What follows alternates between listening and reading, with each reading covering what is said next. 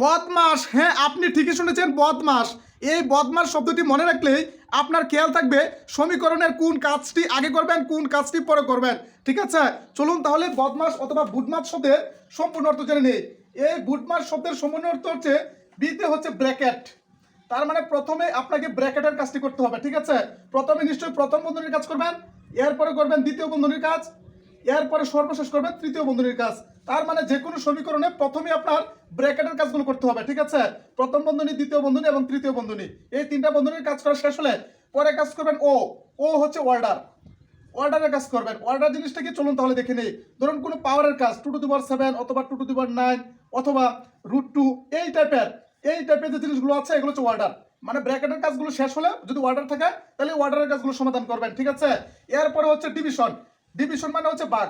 এরপরে আপনাকে ভাগের কাজগুলো করতে হবে। ভাগের কাজ সর্বশেষ হলে আপনি করবেন এম এর কাজ। এমতে বলতে বোঝায় মাল্টিপ্লিকেশন। মাল্টিপ্লিকেশন বিষয়টা হচ্ছে গুণ। ঠিক আছে, এরপরে আপনাকে অবশ্যই গুণের কাজগুলো করতে হবে। মাল্টিপ্লিকেশন মানে হচ্ছে গুণ। এরপরে কাজ করবেন এ মানে হচ্ছে এডিশন। এডিশন মানে হচ্ছে যোগ। এরপর আপনি যোগের কাজ করবেন। যোগের কাজ শেষ হলে এরপর আপনি এস। এস মানে হচ্ছে সাবট্রাকশন। সাবট্রাকশন মানে হচ্ছে বিয়োগ। এরপরে আপনি বিয়োগের কাজ করে ফেলবেন। ঠিক আছে, তার মানে আমরা পেলাম প্রথম হচ্ছে ব্র্যাকেট, এরপর হচ্ছে অর্ডারের কাজ, এরপরে ভাগ, এরপরে গুণ, এরপরে যোগ, এরপরে বিয়োগ। ঠিক আছে।